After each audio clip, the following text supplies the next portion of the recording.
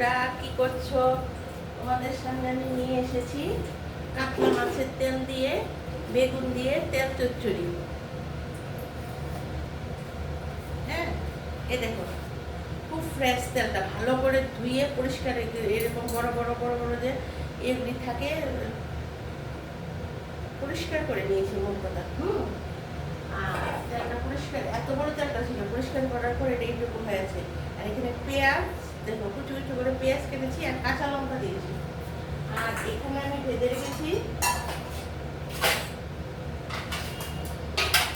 এখানে আমি ছোট ছোট করে বেগুনটাকে ছোট ছোট করে কেটে ভেজে রেখেছি। বেগুন দিয়ে বেগুন দিয়ে তেল বেগুন করবো। আর পেঁয়াজটা কাঁচা লঙ্কাটা দিয়ে দিয়েছি। পেঁয়াজটা দিয়ে দিয়েছি, এটার সঙ্গে আমি তেলটাও দিয়ে দেবো।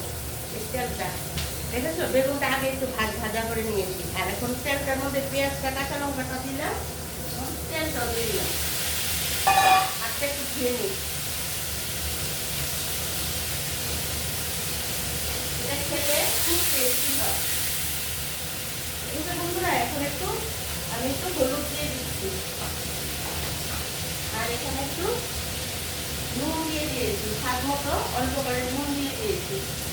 বেশি নুন দিলে আবার খাওয়া যাবে না। এখন তেলটাকে আর পেঁয়াজটাকে আমি ভালো করে ভেজে নেব। ভেজে বেগুনটা মিক্সিং করে দেবো।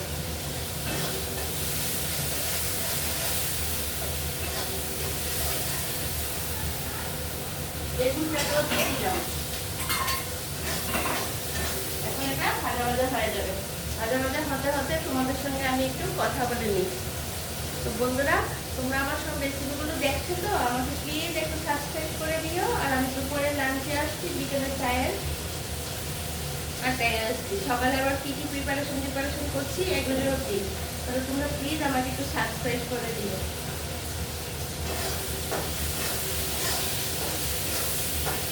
তোমরা যদি আমাকে সাবস্ক্রাইব না করো, আমি কি এগোতে পারবো? নিশ্চয়ই আমি এগোতে পারবো না।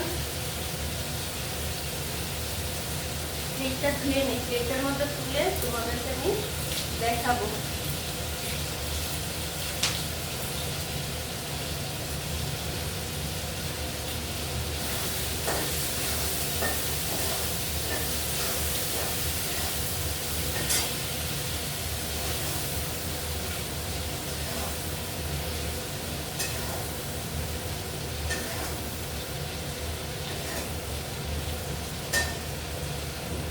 এই দেখো বন্ধুরা, গরম গরম তেল বেগুন আমার হয়ে গেছে। গরম ভাতের সঙ্গে সেটা অসাধারণ লাগে খেতে।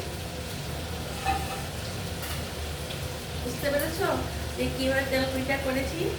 বেগুনটাকে একটু আগে অল্প তেল দিয়ে ভেজে রেখেছি। তারপর কড়াইটার মধ্যে অল্প তেল দিয়ে পেঁয়াজ কাঁচা লঙ্কা দিয়ে দিয়েছি, তেলটা দিয়ে দিয়েছি, নুন হলুদ দিয়ে একসঙ্গে ভাজা ভাজা হয়ে যখন মাঝখান থেকে তেলটা ছেড়ে যাবে, তখন সেটা তোমরা নামিয়ে নেবে গরম গরম। আর গরম ভাতের সঙ্গে অসাধারণ লাগে। সেটা তো তোমাদেরকে দেখালামই, এই তেল বেগুনটা।